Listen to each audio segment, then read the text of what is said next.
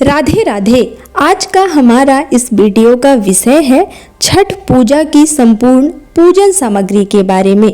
आज हम इस वीडियो के माध्यम से विस्तार से जानेंगे नहाय खाए से लेकर खरना, संध्या अर्घ और उषा अर्घ तक कौन कौन सी पूजन सामग्री की आवश्यकता होती है। छठ पूजा सूर्य देव और छठी मैया को समर्पित एक महत्वपूर्ण लोक पर्व है, जिसमें श्रद्धा, शुद्धता, नियम और संयम का विशेष महत्व माना जाता है।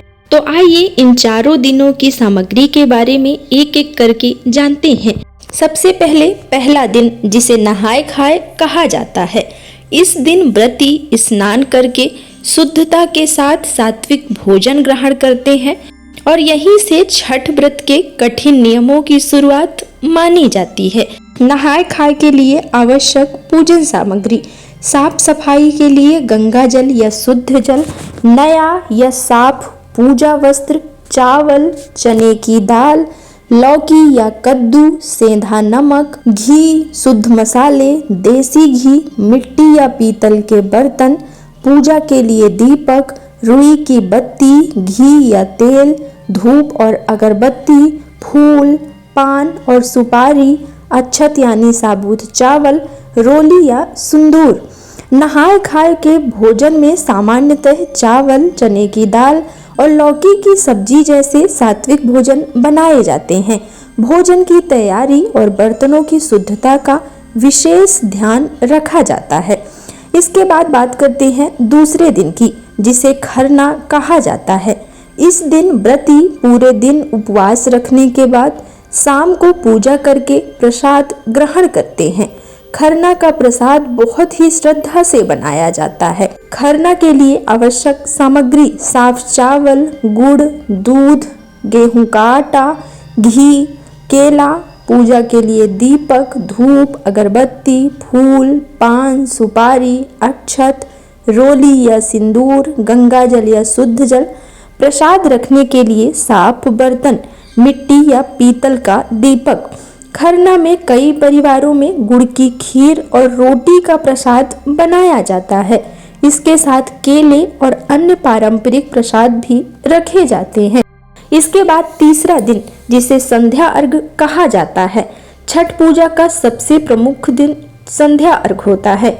इस दिन व्रती और परिवार के लोग छठ घाट, नदी, तालाब या किसी निर्धारित पूजा स्थल पर जाकर अस्त होते हुए सूर्य देव को अर्घ देते हैं। तो आइए जानते हैं इस दिन कौन कौन सी पूजन सामग्री की आवश्यकता होती है। सबसे पहली या प्रमुख सामग्री है ठेकुआ। ठेकुआ बनाने के लिए गेहूं का आटा, गुड़ या चीनी, घी, पानी या दूध, सौंफ या अन्य पारंपरिक सामग्री डाली जा सकती हैं। ठेकुआ को छठी मैया के प्रसाद के रूप में अर्पित किया जाता है। इसके अतिरिक्त चावल के लड्डू या चावल से बने हुए प्रसाद, गुड़, केला, नारियल, गन्ना, सेब, संतरा, नींबू, पानी वाला नारियल, अन्य मौसमी फल और प्रसाद की संख्या एवं प्रकार परिवार और स्थानीय परंपरा के अनुसार अलग अलग हो सकती है। इसके बाद आते हैं छठ की विशेष पूजन सामग्री में। संध्या अर्घ के लिए एक बड़ी दौरी, जिसे डाला या टोकरी भी कहा जाता है, उसमें सभी सामान सजाए जाते हैं, जैसे ठेकुआ, गन्ना, केला, नारियल, गुड़, चावल, फल, मिठाई, पान, सुपारी, लौंग, इलायची, अक्षत, फूल, सिंदूर, रोली, दीपक। इसके अलावा पूजा के लिए बांस की दौरी, बांस का सूप, पूजा की थाली, मिट्टी का दीपक, रुई की बत्ती, घी या तेल, धूप, अगरबत्ती, कपूर, कलश, साफ जल, गंगा जल, फूल और माला भी रखे जाते हैं।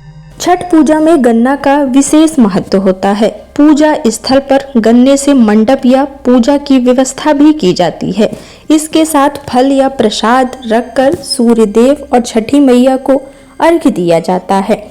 छठ पूजा में बांस से बने सूप और दौरा का विशेष स्थान है। सूप में प्रसाद और फल सजाए जाते हैं। इसके ऊपर ठेकुआ, केला, नारियल, गन्ना और अन्य पारंपरिक सामग्री रखी जाती है। सजावट करते समय ध्यान रखें कि सभी सामग्री साफ हो और पूजा की परंपरा के अनुसार व्यवस्थित की जाए। अर्घ देने की सामग्री। सूर्य देव को अर्घ देने के लिए सामान्यतः साफ जल, दूध, लोटा या अर्घ पात्र, फूल, अक्षत, रोली या सिंदूर, दीपक। अर्घ देते समय व्रती सूर्य देव की ओर मुख करके श्रद्धा पूर्वक प्रार्थना करते हैं। इसके बाद आते हैं चौथे दिन पर। चौथा दिन, जिसे छठ पूजा का अंतिम दिन कहा जाता है, इसे उषा अर्घ के नाम से भी जाना जाता है। इस दिन व्रती सुबह सूर्योदय से पहले छठ घाट पर पहुंचते हैं और उगते हुए सूर्य देव को अर्घ देते हैं। इसके लिए पिछली शाम की तरह पूजा की सामग्री तैयार करके रखी जाती है। उषा अर्घ के लिए सूप, दौरा, ठेकुआ, केला, नारियल, गन्ना, अन्य फल, गुड़, चावल, फूल, पान, सुपारी, अक्षत, रोली या सिंदूर, दीपक, धूप, कपूर, अर्घ पात्र, साफ जल, दूध। उगते हुए सूर्य को अर्घ देने के बाद व्रती छठी मैया और सूर्य देव से परिवार की सुख, शांति, समृद्धि और मंगल की प्रार्थना करते हैं। इसके बाद अपनी परंपरा के अनुसार व्रत का पारण करते हैं। छठ पर्व भारत के प्रमुख लोक पर्वों में से एक है, जिसे विशेष रूप से सूर्य देव और छठी मैया की उपासना के लिए मनाया जाता है। यह पर्व केवल पूजा और व्रत का ही अवसर नहीं है, बल्कि श्रद्धा, शुद्धता, संयम, प्रकृति के प्रति कृतज्ञता और परिवार की सुख समृद्धि की कामना से जुड़ा हुआ माना जाता है। मान्यता है कि छठी मैया और सूर्य देव की श्रद्धा पूर्वक पूजा करने से परिवार के सुख, शांति, स्वास्थ्य और समृद्धि के लिए आशीर्वाद प्राप्त किया जाता है। व्रती कठिन नियमों का पालन करते हुए अपनी मनोकामनाओं और परिवार की मंगल कामना के लिए व्रत करते हैं।